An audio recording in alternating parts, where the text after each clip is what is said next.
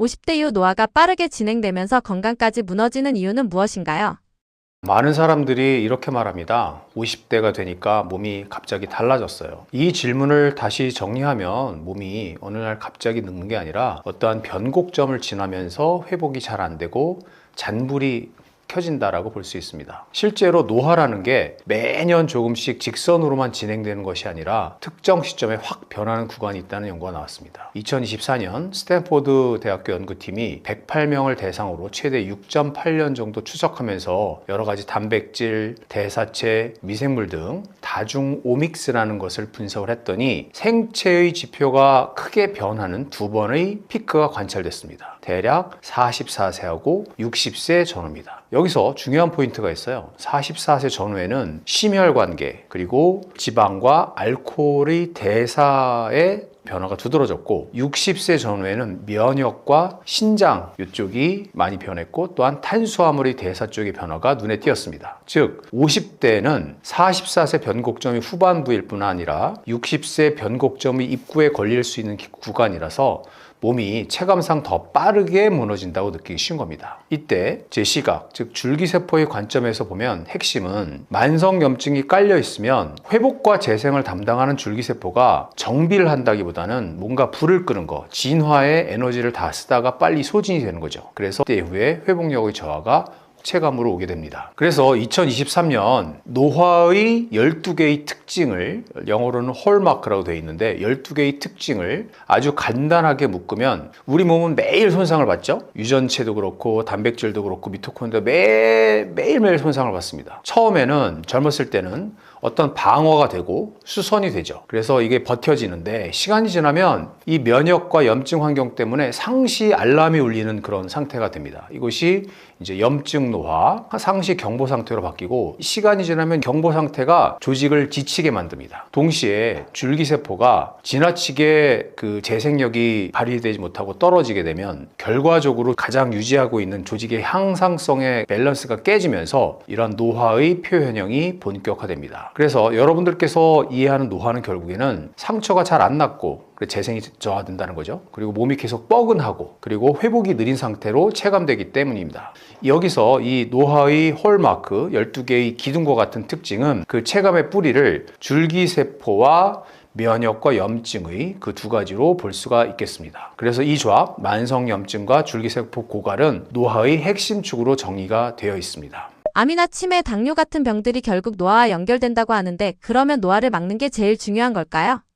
암, 치매, 당뇨는 서로 다른 병이죠. 다른 병처럼 보이는데 그 배경에는 공통된 노화의 토양이 있다는 겁니다. 보통 우리는 이렇게 생각하죠. 암은 뭔가 유전자의 돌연변이 때문에 생기는 거고 이 치매라는 거는 뇌가 퇴행돼서 생기는 것이고 당뇨는 그냥 혈당의 문제가 아니냐 이렇게 생각하기 쉽습니다. 전혀 다른 병처럼 보이죠. 그리고 실제로 치료받는 진료 과목도 다 다르고 치료법도 다 다릅니다. 하지만 저희 책에서도 그렇고 저는 이렇게 질문을 다시 바꿔봅니다. 겉으로 드러난 질병은 다르지만 그 아래의 생물학적인 환경은 같은 것은 아닐까? 결론부터 말하면 병의 이름은 달라도 위에서 내려오는 상류 아니면 밑바탕은 꽤 겹칩니다. 오늘 이 질문은 딱 3개의 키워드로 정리할 수 있습니다. 첫 번째는 인슐린 저항성, 즉 인슐린이라는 호르몬이 말을 잘 안 듣는 상태. 두 번째는 말을 잘 안 들으니까 인슐린이 많이 나오는 거. 그리고 인슐린과 함께 인슐린 유사 성장인자 IGF-1이 계속해서 많이 나오게 되죠. 그럼 이제 계속해서 뭔가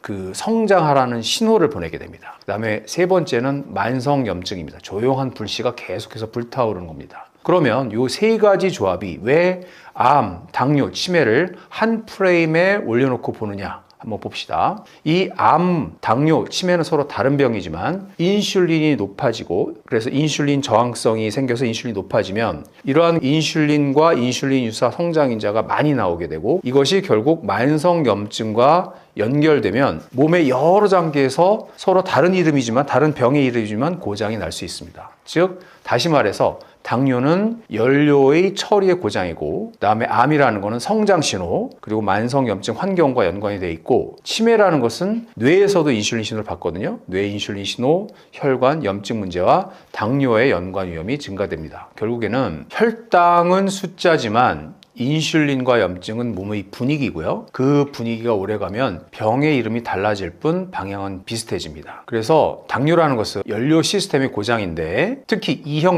당뇨죠. 우리가 말하는 것은, 이것은 단순히 혈당만 높은 병이 아니라 더 본질적으로는 연료, 여기서 포도당이죠. 포도당을 처리하는 시스템에 과부하가 걸린 상태예요. 그러니까 쉬지 못하고 계속해서 당이 들어오니까 시스템에 과부하가 걸린 상태죠. 그래서 초기에 흔히 벌어지는 일이 뭐냐, 혈당을 잡기 위해서 몸이 인슐린을 계속 마셔서 많이 뿜어냅니다. 그러면 결국에는 인슐린 저항성, 그리고 고인슐린 혈증, 이것이 자주 동반되는 것입니다. 두 번째로 암이라는 것은 인슐린과 IGF-1, 인슐린 유사 성장인자 많이 나오게 되고, 이것은 세포 입장에서는 성장의 버튼이 눌려진 거예요. 그러면 인슐린과 IGF-1이 많이 떠다니면 암세포 입장에서도 보면 성장에 뭔가 보너스가 생기는 셈이에요. 그래서 리뷰 논문들에서 많이 얘기하는 건데, 인슐린 저항성으로 해서 고인슐린 상태가 되면 이게 인슐린과 IGF-1 축을 자극하고 이것이 종양의 성장과 연관된다는 내용이 잘 정리가 되어 있습니다. 즉, 인슐린과 IGF-1은 원래는 성장과 합성을 돕는 호르몬인데, 이게 만성적으로 높아지게 되면은 일부 상황 쪽에서는 세포 증식 쪽으로 신호가 유리해지고, 정상 세포의 성장에 쓰이던 버튼이 어떤 조건에서는 종양 세포의 성장에 이용될 수 있다는 그림이 나옵니다. 그리고 이것 외에도 두 번째 공범이 등장합니다. 암에서 두 번째 공범은 바로 만성염증입니다. 즉, 만성염증이 깔리게 되면 암이 자라기 좋은 환경을 만듭니다. 즉, 여러 가지 당뇨 같은 대사증후군, 비만, 고혈당이 깔려있는 몸은 종종 만성의 저등급 염증 상태를 같이 갖고 가는데, 이런 상태가 바로 암 발생과 진행에 연결될 수 있다는 설명은 아주 귀에 못이 박히도록 나옵니다. 그래서 최근 리뷰에서는 이 대사증후군의 구성 요소가 면역 이상과 같은 경로로 암과 연결될 수 있다고 정의하고 있습니다. 그러면 세 번째로 치매에 대해서 한번 봅시다. 치매도 우리 뇌도 인슐린을 쓰죠. 그래서 뇌의 연료 신호가 흔들리면 기억이 흔들립니다. 이게 이제 많은 분들이 여기서 깜짝 놀라실 수 있는데요. 뇌가 인슐린과 무관한 기관이 아닙니다. 뇌에서도 인슐린 신호는 여러 가지 신경의 보호, 그 다음에 시냅스, 기억 회로의 기능, 에너지 이용 같은 것들로 연결됩니다. 한 어떤 리뷰에서는 인슐린 저항성이 고인슐린 혈증, 그리고 손상된 인슐린 신호 전달로 인지 기능 저하를 촉진할 수 있으며, 특히 알츠하이머 환자에서 뇌나 뇌 척수액에서 인슐린은 낮고 혈장의 인슐린은 높게 관찰되는 패턴이 언급됩니다. 그럼 이제 여기서 이런 질문을 할 수 있겠죠. 당뇨가 있으면 치매가 진짜 맞나요? 여러 가지 전향적인 관찰 연구들을 보아서 분석한 메타 분석에서 보면, 당뇨가 있는 사람들이 없는 사람들에 비해서 치매가 생길 확률은 상대적인 비율이 1.73배, 그리고 알츠하이머 병의 그 상대적인 위험도는 1.56배, 그리고 혈관성 치매 위험은 2.27배로 높게 되어 있습니다. 즉, 이 얘기는 당뇨가 치매를 100% 맞는다 이런 뜻은 아니에요. 하지만 당뇨가 있으면 그 배경의 인슐린 저항성과 혈관 염증 문제 때문에 치매의 위험을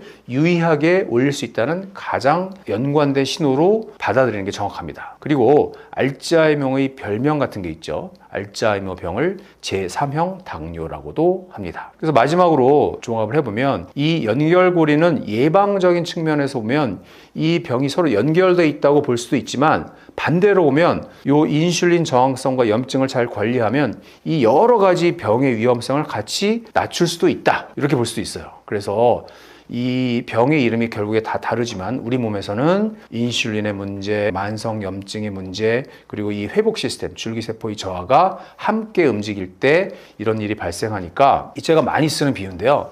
우리 몸속에 염증이 있으면 불씨가 이렇게 날아다닙니다. 불씨가 날아다니다가 어느 장기에 자리를 잡느냐에 따라서 병의 이름이 결정되는 경우가 많습니다. 쉽게 피로해지고 피곤이 회복이 안 되는데 이것도 노화와 관련이 있나요?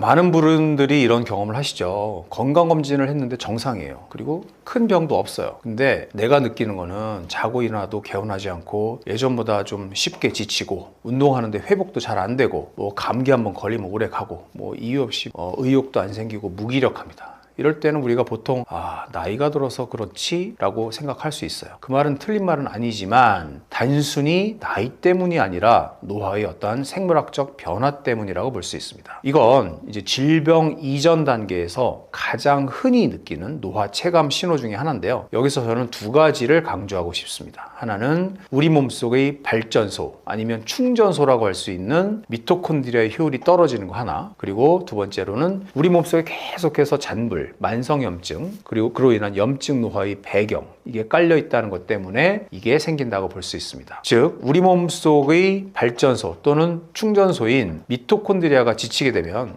ATP라는 배터리 충전이 덜 되고, 그러면 이 에너지 배터리 충전이 안 되니까 결국에는 같은 일을 해도 더 피곤하게 됩니다. 그래서 더 피곤하면 운동도 못하게 되고, 운동이 줄면 근육도 줄고, 근육이 줄면 또한 대사 효율까지 영향을 미치게 됩니다. 그럼 또 다시 피곤해지죠. 이런 악순환의 고리에 염증까지 얹혀지면 회복이 더 느려지는 거예요. 여기서 줄기세포의 고갈이 왜 중요하냐면, 줄기세포가 없어진다는 뜻이 아니라 줄기세포의 능력이 떨어지는데, 결국에는 회복이라는 거는 결국에는 뭔가 조직을 수리하고 재생하는 능력이 필요한데 그 중심에 줄기세포가 있죠. 근데 이것은 피로와 회복에 지연되는 것은 단순히 기분 문제가 아니라 이러한 줄기세포로 인한 수리하는 그런 뭔가 시스템이 예전만큼 못하다는 신호일 수 있습니다. 그래서 뭐 우리가 간단히 체크해 볼 수 있는 게, 예전에는 하루 쉬면 회복되는데 요즘엔 2, 3일 간다, 또는 뭔가 상처나 피부 트러블이나 이런 거 회복이 느리다, 운동하면 옛날엔 상쾌했는데 요새는 더 지친다, 그다음에 잠을 자도 개운하지 않다, 이런 것들이 겹친다면 이 나이 탓만 하기 전에 여러 가지 혈액,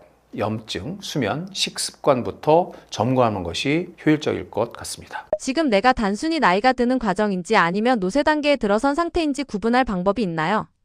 네, 좋습니다. 여기서는 이제 진짜 실전인데요. 노화와 노쇠는 다릅니다. 노쇠라는 것은 이제 영어로는 frailty라고 하는데, 이거는 이제 아주 간단하게 말한다면 뭔가 내가 어떤 스트레스에 대한 그 기능의 예비군, 예비력, 버퍼, 이 능력이 줄어든 상태예요. 그러니까 옛날 같으면 스트레스를 받았을 때 이 프레일티가 오기 전이라면 이거에 그 뭔가 내 충분한 잠재력이 있기 때문에 회복될 수 있었어요. 하지만 프레일티가 오게 되면 이제 회복되는 그런 예비력이 줄어든 상태죠. 그래서 이제 감기에도 확 무너지고, 한 번 넘어지면 회복도 오래된 근육이 급강하는 그런 상태를 말합니다. 그래서 이에 대해서는 가장 많이 국제적으로 쓰이는 것이 프리드의 노쇠의 그 기준이 있습니다. 거기엔 5가지가 있는데, 5가지가 내가 살 빼려고 하지도 않는데 체중이 감소되는 거, 뭔가 기력이 저하되는 거, 그 다음에 근력, 특히 이 쥐는 힘이 떨어지는 거, 그다음에 걷는 속도가 떨어지는 거, 그 다음에 신체 활동량이 감소되는 거, 요 5가지 중에서 3개 이상이면 노쇠라고 봤어요. 그리고 1개에서 2개면 전 노쇠, 프리프레일이라고 봅니다. 근데 참고로 보면 우리나라 데이터인데 남성들에 비해서 여성의 노쇠 유병률이 훨씬 높은 편입니다. 그래서 그 한국 노인 노쇠 코호트 그 연구 결과에 따르면 1469명을 분석했는데 70세에서 84세에서 여성의 경우에는 노쇠 유병률이 14.2%였고요. 그 다음에 남성이 7.1%였으니까 여성분들이 남성에 비해서 2배 높은 수치를 보였어요. 이 얘기는 뭐냐면, 여성 같은 경우에는 폐경으로 인한 호르몬 변화와 골밀도 감소, 그리고 남성에 비해서 적은 신체 활동 등이 그런 영향을 미치면서 더 노쇠될 수 있는 것으로 해석되고 있습니다. 우리나라에서도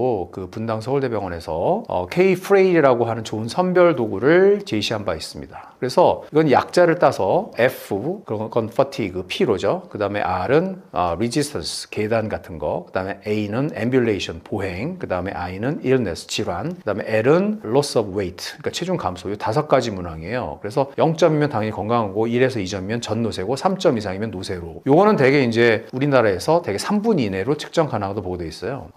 피로는 어떤 걸 보냐면, 기운이 없다. 그다음에 계단은 이제 계단 오르기가 힘들다. 그다음에 보행은 걷는 능력이 줄었다. 멀리 걷기 어렵다. 그다음에 I는 만성 질환이 여러 개 있다. 그다음에 체중은 의도치 않게 살을 빼려고 하지 않는데 체중이 쭉쭉 빠진다. 이런 것들을 말합니다. 근데 이거를 집에서 간단하게 테스트해 볼 수 있어요. 3가지를 테스트해 볼 수 있는데, 의자에서 앉았다 일어났다 5번 해보는 거, 이건 하체 기능을 볼 수 있고요. 그다음에 짧은 거리 한 4m 정도를 빨리 걸어볼 수 있는지 없는지 이걸 한번 보고, 그다음에 한 발로 서는 거, 이런 것들을 해보면 이제 균형 잡는 거, 낙상의 위험을 체크해 볼 수 있죠. 이게 정식 진단은 아니지만 노쇠 전 단계를 빨리 잡아내는 힌트로 쉽게 이해하기 좋습니다. 그래서 제가 강조하고 싶은 메시지는 이겁니다. 전 노쇠라고 해서 이게 나는 끝났네 뭐 이렇게 생각할 필요 없어요. 이것은 내가 건강한 그 그래프로 갈 것이냐 아니면 노쇠의 길을 갈 것이냐 하는 마지막 환승역에 있다고 보시면 됩니다. 이때부터 염증을 낮추고 줄기세포가 회복할 환경을 만들면 이렇게 떨어지는 그래프에서 건강하게 유지될 궤도로 갈 수 있을 가능성이 여기서부터 결정된다고 보시면 됩니다. 세포 속 미토콘드리아가 망가지면 노화가 빨라진다고 하는데 우리 몸에서는 어떤 변화가 나타나나요?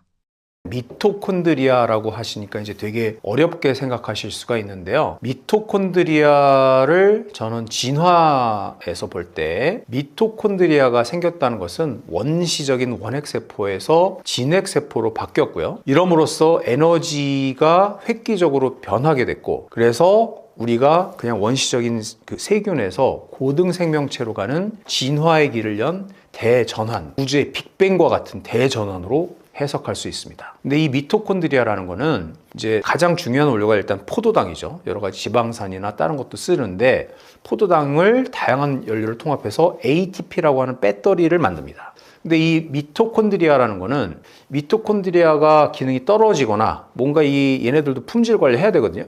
이 품질 관리를 잘 못하게 되면은 활성산소가 막 나오게 되고, 그다음에 미토콘드리아의 DNA가 막 혈액으로 나오게 되면 이것이 바로 염증 경로를 확 자극하게 되는 거예요. 그래서 이 미토콘드리아와 기능 저하로 인한 염증의 연결은 노화에 있어서는 굉장히 중요한 축이고, 여러 가지 홀마크, 여러 가지 그 노화의 12가지 특징이 있어서 가장 중요한 네트워크 중에 하나입니다. 즉, 미토콘드리아의 기능 저하는 노화를 가속시키는 핵심 축이며, 뭐 그냥 단순히 기운이 없다 뭐 이런 수준이 아니라 전신에 연쇄적인 변화를 일으킵니다. 다시 말해서 미토콘드리아는 우리 몸 속에서 세포 속의 화력 발전소라고 볼 수도 있고, 아니면 전기 자동차의 배터리 충전소라고도 할 수 있어요. 근데 이런 우리가 먹은 원료가 이 탄수화물, 지방 이런 것들이 들어가면 ATP로 바뀌게 되고, 그 에너지가 바로 그 심장, 면역세포가 돌아가는 거죠. 근데 요즘 노화 연구에서는 이제 이 에너지 충전소뿐만 아니라 염증이라든지 산화 스트레스와 대사 조절의 허브라고 봅니다. 그래서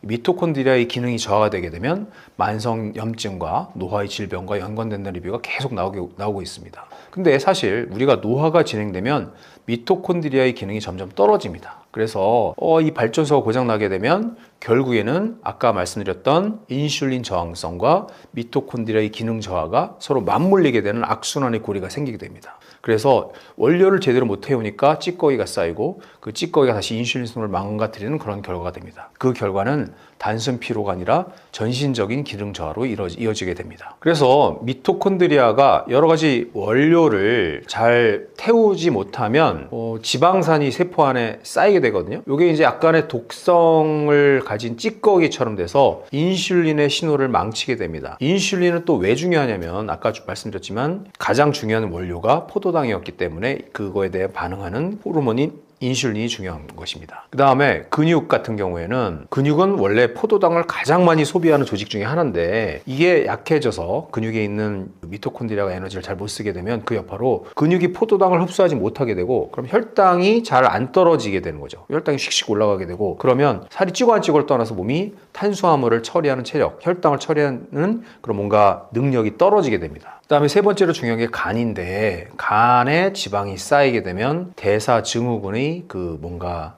불이 켜지는 거죠. 그래서 간에서 미토콘드리아 기능이 떨어지게 되면 간에 지방이 쌓이고, 그 다음에 특히 지방이나 당 같은 영양소를 처리하는 능력이 떨어지게 되고, 그러면 대사 증후군, 지방간, 중성지방이 높아지는 거, 혈당이 높아지는 걸로 쭉쭉 더 악순환이 더 심해지는 겁니다. 그리고 췌장의 베타세포, 인슐린을 분비하는 베타세포가 능력을 발휘하지 못하게 되고, 그러면 이것들이 약간 어느 정도 뭐 이렇게 약간 굳어지지 않은 상태에서는 되돌릴 수 있는데, 이게 만약에 굳어지게 되면 이제 건널 수 없는 다리를 건너게 됩니다. 그래서 미토콘드리아는 생각보다는 여러 가지 훈련에 반응을 잘 합니다. 그래서 여러 가지 유산소 운동이나 근력 운동을 하게 되면 그 근육에 있는 미토콘드리아의 개수와 밀도와 그다음에 품질이 좋아지게 되고, 그다음에 또 하나는 칼로리를 줄여줘야 돼요. 그래서 미토콘드리아도 워라벨이 있거든요. 쉬어야 됩니다. 얘네도 쉬어야 되는데 계속해서 먹지 않고 칼로리를 줄여주거나 먹는 시간을 줄여주게 되면 얘네들의 과부하를 내려주게 되는 거죠. 그리고 또한 식단 조절, 특히 정제 탄수화물이나 튀김이나 초가공식품을 줄이게 되면 지방이나 당대사의 연료의 품질이 좋아지는 거기 때문에 이렇게 돼서 미토콘드리아가 살아나게 되면 결국에는 인슐린에 대한 감수성도 좋아지게 되고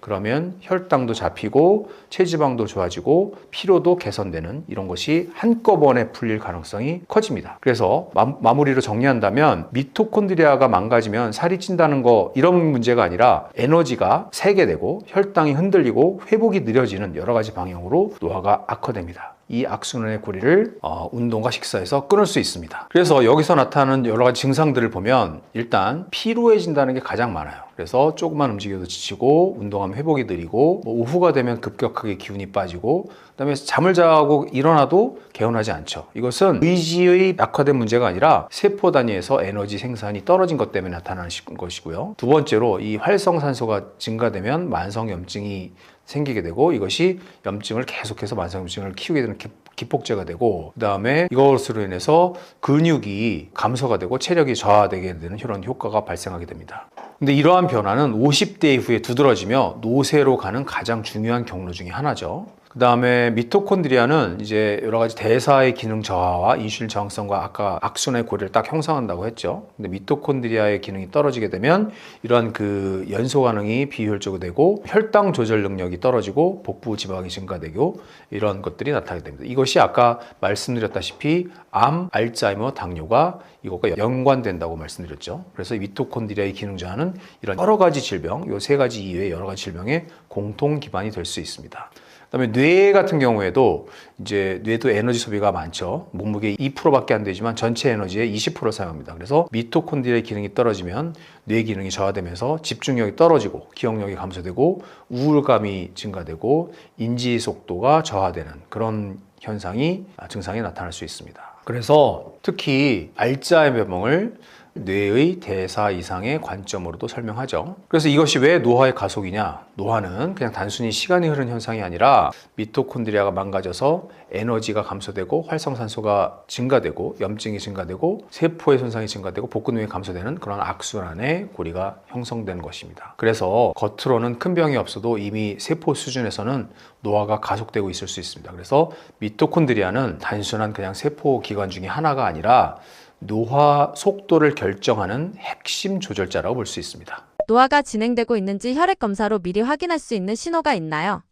네, 세계의 수많은 과학자들, 의학자들이 딱 하나의 노화의 바이오마커가 있으면 좋겠다고 생각하고 있습니다. 그걸 찾기 위해서 전 세계적으로 열심히 연구를 하고 있지만 아직 딱 하나의 지표로 결론이 나고 있지는 않아요. 근데 혈액 검사는 노화 여부를 마법같이 딱 찍어낼 수 있는 건 아니지만 이 내 몸이 어떤 방향으로 가고 있는지를 보여주는 아주 강력한 데이터입니다. 특히 우리 그 스탠포드 네이처 에이징 연구에서 나와 있듯이 여러 가지 임상 검사 항목에서도 연관성이 있다는 것이 증명됐습니다. 그래서 혈중 요소 질소 BUN, 그 다음에 혈당, 적혈구의 평균 적혈구 혈색소량, 적혈구의 그 분포폭 이런 것들이 많이 그 나이 변화 곡선과 관계가 있다. 이런 것들이 그 논문에서 언급이 됐고요. 제가 보기에는 현실적으로 아래 세 가지를 기본으로 보는 것이 중요하다고 봅니다. 하나는 염증, 또 하나는 대사, 그 다음에 미토콘드리아의 기능을 간접적으로 평가하는 약간 산화 스트레스 신호 이 세 가지가 중요합니다. 그래서 먼저 염증을 보려면 뭘 볼 수 있나? 염증이라는 건 이제 잔불이 있냐, 내 몸에 잔불이 있냐 없냐 이걸 보는 건데 이것은 고감도 CRP, 그다음에 적혈구 침강 속도, 그다음에 여러 가지 염증성 사이토카인 레벨, 특히 인터루킨 6 같은 것들이 이제 염증을 보는 지표고요. 대사축을 본다면 이건 연료 처리가 제대로 되고 있나 이걸 보는 건데 여기에는 공복혈당, 그 다음에 당화혈색소, 그다음에 중성지방과 HDL, LDL 그리고 여러 가지 간 수치 이런 것들이 중요하죠. 그다음에 미토콘드리아의 기능을 간접적으로 반영하는 지표, 산화 스트레스의 신호로는 요산, 호모시스테인, 페리틴 이런 것들을 잘 봐야 됩니다. 그래서 이 노화라는 거는 어느 한 가지 수치로 딱 그 어느 시점에 그것만 판단하는 것이 아니라 그 여러 가지 혈액 환경의 패턴 변화로 읽어야 되고, 그래서 염증이 조금씩 높아지고 있는 건 아닌지, 인슐린 저항성이 높아지는 건 아닌지, 근육 관련 지표가 떨어지는 건 아닌지, 회복 속도가 느려지고 있는지. 그래서 비록 병이 아직 비정상적인 단계가 아니더라도 노화가 진행될 수 있는 가능성이 높기 때문에 이에 대해서는 어떻게 해석해야 되냐면, 어떤 그 단일 결과보다는 추세가 중요하고요. 그다음에 정상 범위 안에서도 최적 구간을 봐야 되고, 그다음에 최근 1, 2년 동안의 변화의 방향이 중요합니다. 노화는 어느 날 갑자기 병으로 나타나는 것이 아니라 혈액 환경의 작은 변화로 먼저 시작됩니다. 그래서 결론적으로 혈액 검사로 노화를 완전히 진단할 수 없지만 고감도 CRP, 공복 인슐린, 중성지방과 HDL의 비율, 중성구와 림프구의 비율, 호모시스테인, 이런 것들을 잘 종합해 보면 노화의 방향성과 대사 염증 상태를 미리 파악할 수 있습니다. 즉 노화를 시간이 아니라 혈액과 세포 환경의 변화로 보는 것이 정확한 포인트입니다. 노화를 늦추는 데 있어 시술보다 먼저 관리해야 할 핵심은 무엇인가요? 저는 여기에 대해서는 시술도 중요하지만 뭔가 당, 염증, 혈액 요 세 가지를 바꾸는 게 가장 중요하다고 생각합니다. 그리고 이제 줄기세포의 관점에서 보면 우리가 그 새로 단장을 하는 아니면 뭔가 첨단의 치료를 받는다는 걸 한다면 이 기본이 되지 않으면 효과적인 치료가 될 수가 없습니다. 그래서 아까도 말씀드렸다시피 노화의 2023년에 발표된 노화의 12가지 특징의 프레임 중에서 만성염증, 그리고 세포 간의 신호 변화, 그리고 줄기세포 고갈이 매우 중요하다고 했죠. 그래서 먼저 중요한 목표를 설정한다면 일단은 혈당 조절, 혈당의 파동을 줄여서 염증의 불씨를 낮추고, 그 다음에 내 몸속의 혈액의 대사나 염증 지표를 정기적으로 추적 관찰해야 하기, 이렇게 볼 수가 있습니다. 그래서 제 책에 보면 건강의 집의 설계에 대한 얘기가 있어요. 그러면 우리가 2층 집을 짓는다 한다면 1층에 기초가 잘 되어 있어야 2층의 의미가 있다 이겁니다. 그래서 1층은 뭐가 있냐? 일단 만성염증 조절, 그 다음에 호르몬 균형, 혈당, 그 다음에 콜레스테롤, 신장 기능, 수면의 질 개선, 이런 것들이 1층이고요. 이게 제대로 받쳐져 있어야 뭔가 줄기세포 치료를 하건, 혈장 교환수를 하건, 고압산소 치료를 하건, 미토콘드리아의 기능을 강화하던 여러 가지 뭔가 약물을 먹던 이런 것들이 의미가 있다. 그래서 최신 치료를 받더라도 1층이 중요하다. 이것이 제가 드리고 싶은 말씀입니다. 혈액 상태가 달라지면 노화의 속도도 달라질 수 있나요? 혈액이 노화에 미치는 영향을 아주 극단적으로 보여주는 재밌는 실험이 있었습니다. 영어로는 헤테로크로닉 파라바이오시스라고 되어 있는데, 이제 요거는 연령이 다른 두 개체를 생체를 접합했다 이 뜻이거든요. 이종 연령 생체 접합이라는 건데, 쉽게 말하면 젊은지와 늙은지의 혈관을 연결해야 하는 거예요. 이 결과가 조금 잔인한 실험인데 결과는 매우 충격적이면서도 많은 교훈을 줬습니다. 그러면 늙은지의 경우에는 젊은지의 혈액을 받으면 간세포, 조혈모세포, 지방줄기세포가 활력을 되찾았고, 근데 대신에 젊은지는 여러 가지 노화 과정에서 나타나는 증상들을 보였습니다. 즉 젊음의 신호가 혈액의 그 뭔가를 타고 흐른다는 거죠. 그다음에 이제 유전자 수준에서 변화가 관찰됐는데 가장 두드러진 변화가 이 미토콘드리아의 그 전자 전달계, 에너지를 만드는 그 전자 전달계의 발현과 관련된 유전자가 변했습니다. 이것이 뭘 뜻하냐? 그러면 미토콘드리아와 노화가 우리보다 훨씬 더 깊은 연관이 되어 있을 수 있다, 이런 뜻이죠. 그러면 반대로 늙은 혈액은 젊은 쥐를 어떻게 늙게 만들었느냐? 그 주범은 바로 노화세포입니다. 노화세포. 영어로는 세네튼 셀이라고 하는데, 이것은 죽지도 않고 좀비처럼 끝까지 살아남아요. 하지만 전염성이 있는 물질들을 계속해서 뿜어냅니다. 그래서 이거를 노화연관 분비인자라고 하는데, 이걸 계속해서 뿜어내면 주변에 많은 악영향을 미치게 됩니다. 그래서 혈액이 점점 그 늙은 노화의 바다가 되는 거죠. 근데 여기서 젊은 피를 맞는다고 젊어지냐? 실제로 이것을 사업화하려고 했던 시도도 있었지만 그것은 쥐에는 효과가 있었지만 사람한테 효과가 없어요. 그러면 중요한 건 뭐냐? 젊은 피 자체가 아니고 이 노화된 혈액을 희석하거나 아니면 그 안에 있는 노화의 특정인자를 제거하는 것이 훨씬 더 효과적이라는 그런 결과들이 속속들이 나오고 있습니다. 그래서 노화가 단순히 젊은 인자가 부족해서가 아니라 시간이 지나면서 노화를 촉진하는 여러 가지 물질이 점점점 쌓이기 때문에 이 노화가 진행되는 것이라는 해석을 뒷받침하는 겁니다. 즉 우리가 젊어진다는 거의 키는 뭐냐면 뭔가 새로운 걸 자꾸 더하려고 하지 않고 해로운 것을 빼내는 데 있을지도 모른다고 볼 수가 있습니다. 우리가 나이를 되돌린다 이런 표현을 많이 요새 하죠. 하지만 이것이 이제 노화 관련의 위험의 궤적에 있어서는 이제 조금 달라질 수 있습니다. 그래서 대표적으로 생물학적인 나이, 후성 유전학적인 지표를 볼 때 건강한 식단을 먹게 되면 후성 유전학적인 나이가 젊어지고, 그리고 추가당의 섭취는 더 후성 유전학적 나이가 더 진행된다는 것을 우리가 결과적으로 실험 논문으로 알게 됐죠. 그래서 이것을 어떻게 해석하냐? 혈액 환경이 좋아지면 줄기세포가 일을 하기 좋은 현장이 되고, 그렇게 되면은 줄기세포가 훨씬 더 일을 잘하게 되는 것이죠. 그래서 혈액을 관리하는 것은 젊음의 재료를 관리하는 일이다, 이렇게 봅니다. 혈액 속 염증이 감정 기복이나 우울감과도 관련이 있나요?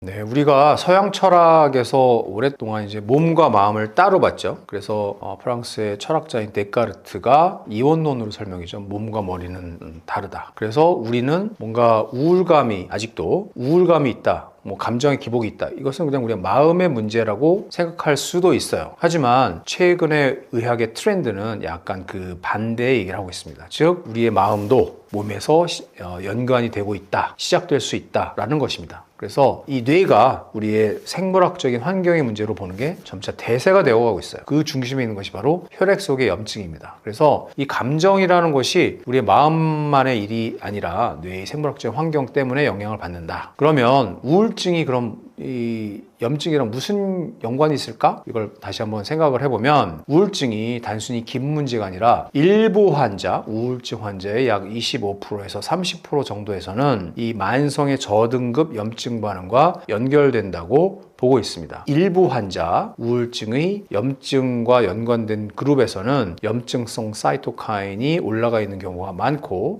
뇌 밖의 염증이 뇌의 컨디션을 흔들리게 되는 건데, 이게 이제 뇌에 어떤 영향을 주냐? 세로토닌, 도파민 대사가 흐트러지고 신경회로가 영향을 받아서 뭔가 감기 걸렸을 때랑 비슷한 그런 느낌을 받게 되죠. 무기력해지고 피로해지고 의욕이 저하되고 뭔가 사회적으로 위축돼서 사람을 만나고 싶지 않아 하는 거, 이런 뭔가 아픈 행동이 나타날 수가 있습니다. 그래서 특히 항우울제를 먹어도 약을 잘 안 듣는, 치료가 잘 안 되는 우울증과도 많이 연결돼서 이야기합니다. 그러면 우리가 염증은 왜 올라가느냐? 이것은 만성 스트레스, 어린 시절의 트라우마, 비만, 나쁜 식습관, 뭔가 만성 감염 같은 것들이 염증을 자극할 수가 있어요. 그래서 이러한 치료에 있어서 염증이 높은 그룹은 그런 기존의 항우울제 반응이 떨어질 수가 있어서 연구자들 사이에서는 사이토카인 억제제 같은 그런 항염요법을 보조 치료로 탐색 중입니다. 중요한 건 모든 우울증이 염증과 연결되어 있다, 이런 뜻은 아니에요. 하지만 염증이 매우 중요한 우울증의 한 아형이 존재한다. 이것이 현재 의학이 보는 관점이고, 감정은 마음에서 느끼지만 그 환경은 혈액이 만든다는 겁니다. 그래서 이거를 조금 풀어서 설명을 해보자면, 혈액이 바로 그냥 흘러다니는 것이 아니라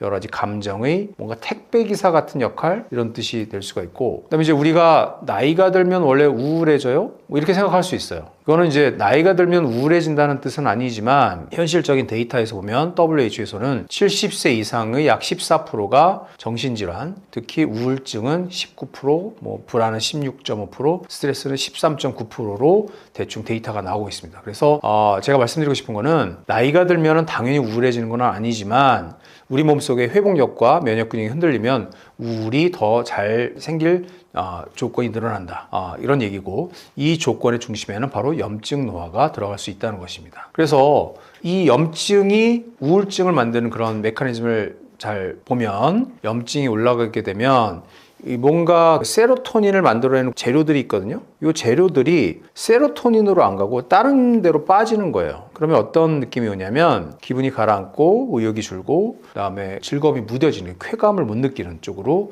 갈 수 있다는 얘기입니다. 그래서 마음이 약해서 우울한 게 아니라 이 몸의 염증 상태가 뇌의 회로에 영향을 미칠 수 있다는 거고요. 그다음에 나이가 들수록 이제 특히 우울한 사람 중에서 짜증이 많고, 이런 거에 대해서는 좀 높아진다는 보고가 있고요. 저항성의 우울, 아까 염증이 더 중요하다고 말씀을 드렸죠. 그래서 정리를 하면, 혈액 속의 염증이 높아지는 것은 이제 감정 기복, 우울감, 짜증이 더 많이 생길 수가 있고, 특히 나이가 들수록 이 염증 노화라는 배경 때문에 그 연결이 더 강해질 수가 있습니다. 그래서 제가 권장드리는 거는 우울감이 지속될 때 물론 정신건강치료가 기본이죠. 하지만 동시에 나의 수면, 운동 패턴, 식단, 복부 비만, 염증 지표를 한번 체크해 보면 그 치료의 효과나 회복 속도가 달라질 수 있다고 봅니다. 탈모나 불면 같은 증상도 혈액 환경과 연결될 수 있나요? 제 책에 탈모나 불면증과 면역 조절 치료로 개선된 얘기가 있어서 여기에 대해서 간단하게 설명을 드리면, 우리는 탈모는 그냥 두피의 문제, 그리고 불면은 그냥 스트레스 받아서 생기는 거 아니야? 이렇게 생각할 수가 있습니다. 하지만 좀 더 이것을 파보면 이 두 증상 모두 혈액을 통해서 전달되는 염증성 신호와 관련이 있습니다. 그래서 탈모 같은 경우에도 탈모에 모낭이 있죠. 모낭은 얘네들도 환경을 봅니다. 그래서 모발은 매우 이제 빨리빨리 자라죠. 근데 몸이 안 좋고 혈액 환경이 나빠지면 영향을 받을 수밖에 없어요. 그래서 만성 염증이 있으면 우리 모낭 주변에 염증 반응이 증가하게 되고, 그러면 이 모낭 주기에서 얘네들이 자라지 못하고 쉬게 됩니다. 휴지기 탈모를 유발할 수가 있고요. 그다음에 막 혈당이 불안정하고 인슐린 저항성이 증가되고, 그러면 우리 남성 호르몬의 안드로겐의 대사가 변할 수 있습니다. 그러면 이제 이 남성형 탈모는 뭐 다 잘 아시다시피 DHT, 다이하이드로 테스토스테론과 관련이 깊은데, 이 인슐린 저항성이 있게 되면 이 호르몬의 환경을 자극하게 돼서 남성형 탈모, 이것이 더 심해질 수가 있습니다. 또 하나는 미토콘드리아의 기능이 저하될 수가 있는데, 모낭세포도 당연히 에너지를 필요하죠. 그럼 미토콘드리아가 필요한데, 미토콘드리아 기능이 떨어지면 세포 재생 속도가 감소하게 되고, 그러면 모발이 가늘어지고 그다음에 자라는 성장기가 짧아지고 문제가 생기게 되죠. 그러면 불면증에 한번 보면 뇌도 혈액 환경의 영향을 받습니다. 그래서 수면이 단순히 뭐 스트레스 받아서 마음의 문제일 수도 있지만, 그 좀 더 넓게 보면 뇌의 생물학적인 상태와 깊이 연관되어 있어요. 그래서 염증과 수면 조절, 이걸 보면 염증성 사이토카인이 증가되게 되면 뇌가 수면 각성의 그 조절 시스템에 영향을 줍니다. 그래서 염증이 높아지면 깊은 수면을 못 자게 되고 자주 깨게 되고 새벽에 자꾸 깨게 되는 새벽 각성이 나타날 수 있습니다. 그래서 이 염증이 뇌를 뭔가 그 알람이 울리는 그런 경계 상태로 유지가 되는 거고요. 그다음에 늦은 저녁에 단 음식을 먹게 되면 그 혈당이 막 급락되게 되죠. 그러면 혈당이 떨어지게 될 때 뭔가 스트레스 호르몬이 콜티졸과 아드레날린이 막 분비가 되면서 새벽에 깨는 현상이 생길 수가 있습니다. 그리고 이제 수면이 사실은 우리의 미토콘드리아 에너지 회복 과정인데, 미토콘드리아 기능이 떨어지게 되면 깊은 수면이 줄고 아침에 개운하지 않게 되죠. 그래서 탈모, 불면 뭐 다 별개의 질환 다른 증상인데, 그 공통 기반은 만성염증, 인슐린 저항성, 미토콘드리아의 기능 저하, 그 다음에 뭔가 혈액순환의 미세 순환이 감소되는 거, 호르몬의 균형 변화, 이런 것들이 다 연관되어 있다고 볼 수 있습니다. 그래서 이 모든 것은 노화의 혈액 환경 변화와 연결되는데, 이것을 한 문장으로 정리하면 머리카락도 수면도 혈액이 만드는 환경에서 자랍니다. 만성 피로가 사실 예전에 겪었던 코로나랑 연관이 있을 수 있다는데 사실인가요? 제가 먼저 용어를 정리를 해드리면, 만성 피로 증후군이라는 거는 그냥 우리가 만성 피로랑은 다른 그 특별한 질환이고요. 롱 코비드라는 거는 이제 2020년에 유행했던 코로나 바이러스로 인해서 앓은 다음에 대개 이제 앓은 다음에 3개월 내에 시작이 돼서 최소 한 2개월 이상은 지속되는 것을 말합니다. WHO에서는 전 세계 추정치로 전체의 코로나 감염자 중에서 약 6%가 그 롱코비드를 겪는다는 그런 추정이 존재합니다. 즉, 롱코비드는 코로나 감염이 끝났는데 그 급성 감염이 끝났음에도 수주에서 수개월 동안 이런 증상, 피로감, 뭐 인지기능 저하, 뭐 근육통, 이런 것들이 증상 지속되는 상태를 말합니다. 그래서 이 롱코비드라는 것은 바이러스가 아직 남아있어서 그건 아니죠. 하지만 많이 보고되는 증상이 이제 만성피로, 집중력, 기능력 저하, 뭐 브레인 포그라고 해서 뇌에 안개 낀 느낌, 그리고 운동하게 되면 막 이제 뭔가 회복이 안 되는 운동 불내성, 이런 것들이 있습니다. 그럼 이제 검사를 해보면, 롱코비드 검사를 해보면 특별한 이상이 잘 안 나와요. 그럼 이제 환자들은 꾀병이 아니냐, 정신적인 거 아니냐 하지만 이런 설명되지 않은 증상을 겪는다고 하는데, 그럼 롱 코비드가 왜 이렇게 오래가고 증상이 다양하게 나타날까요? 이것은 우리가 초기에 감염이 됐던 폐 장기만의 문제가 아니라 몸 전체 시스템이 바뀐 거라고 볼 수가 있습니다. 그래서 롱 코비드는 감염이 끝났죠. 하지만 몸의 발전소, 면역, 혈관 시스템이 회복 모드에서 복귀하지 못해서 생기는 걸 볼 수가 있습니다. 즉, 그 롱코비드가 원인이 하나가 아닐 수가 있는데, 면역과 염증과 자율신경, 혈관, 미토콘드리아 기능들이 얽혀 있다고 볼 수가 있어요. 근데 이러한 그 혈액 속의 염증이 개인별로 달라서 사람마다 다 다르죠. 그래서 이제 반드시 이제 의료진과 함께 접근을 해야 되는데, 롱 코비드는 코로나 끝나도 우리 몸속의 발전소, 면역, 혈관 시스템이 회복 모드에서 복귀하지 못해서 생기는 문제가 있습니다. 근데 이거는 이제 전체 시스템적인 문제인데, 만성 피로 증후군, 영어로는 근육통성 뇌척수염, 엔세팔로마티스 크로닉 퍼티그 신드롬인데 MECFS라고 씁니다. 이거는 롱 코비드하고 임상적으로 아주 유사한 증상을 보입니다. 그래서 이 요즘 주목되는 그 가설 중에 하나가 바로 이 롱 코비드나 만성 피로 증후군 역시 다 모두 미토콘드리아의 기능 저하 연결이 되고 있습니다. 그래서 미토콘드리아라는 것은 세포 속의 발전소, 충전소인데, 이 발전소가 제대로 일을 하지 못하게 되면 에너지가 부족하게 되고, 그러면 조그만 뭔가 일을 해도 너무 피로하고 산화 스트레스가 증가하게 되고, 면역 조절이 잘 안 돼서 염증이 쉽게 안 꺼지고 대사가 교란되고, 그다음에 혈관의 그 내피의 기능이 저하돼서 뭔가 혈액순환도 잘 안 되고, 이렇게 볼 수가 있습니다. 이거에 대해서 롱 코비드를 한 가지 증상으로 보기보다는 이 에너지를 담당하는 미토콘드리아와 그다음에 염증을 조절하는 면역, 그 다음에 뭔가 혈액순환, 요 세 축이 흔들리는 전신 컨디션 장애라고 이해하려고 하는 그런 그 흐름이 커지고 있습니다. 혈액이 노화 신호의 통로라는 말씀은 어떤 의미인가요? 혈액이 노화 신호의 통로다. 이 말은 노화를 시간의 문제가 아니라 신호의 문제로 봐야 되기 때문에 그렇습니다. 그래서 노화는 우리는 그냥 조직에서 어느 조직에서 갑자기 생기는 거 아니야? 이렇게 생각할 수 있는데, 그래서 우리는 이렇게 생각하죠. 그냥 피부가 늙는다, 근육이 줄어든다, 뇌 기능이 떨어진다. 하지만 이 실제로는 이 각각의 장기가 다 따로따로 늙는 것이 아니라 전신 환경이 변하면서 동시에 영향을 받는 거죠. 그래서 혈액은 그냥 단순한 그냥 산소의 운반체가 아니라 혈액은 정보를 운반하죠. 이 혈액 속에서는 여러 가지 사이토카인 중에서 염증성 사이토카인, 호르몬, 면역세포, 그다음에 여러 가지 우리 몸속의 대사의 부산물, 그다음에 산화의 스트레스 신호, 그다음에 여러 가지 세포 노화 관련 분자, 이런 것들이 다 실려 다니는 거죠. 그래서 우리가 혈액은 우리 몸의 현재 상태를 담고 있는 신호 네트워크죠. 그러면 이제 이 노화의 신호가 혈액을 타고 퍼지면서 어떤 것들이 전달되느냐, 만성염증, 그다음에 노화세포, 좀비세포라고 말하는 그런 좀비세포가 뿜어내는, 노화세포가 뿜어내는 것들이 혈액을 통해서 번지고 다른 세포에도 영향을 미치게 됩니다. 그래서 이것을 흔히 노화의 전염성이라고 표현하죠. 그리고 대사신호, 혈당과 인슐린 저항성, 이런 것들이 있습니다. 그래서 이런 그 과학적인 힌트를 우리가 젊은 혈액 실험에서 얻었죠. 여기서 말하는 핵심은 하나인데, 노화는 그 조직 자체의 문제만이 아니라 순환하는 환경의 신호의 문제일 수 있다, 이런 뜻입니다.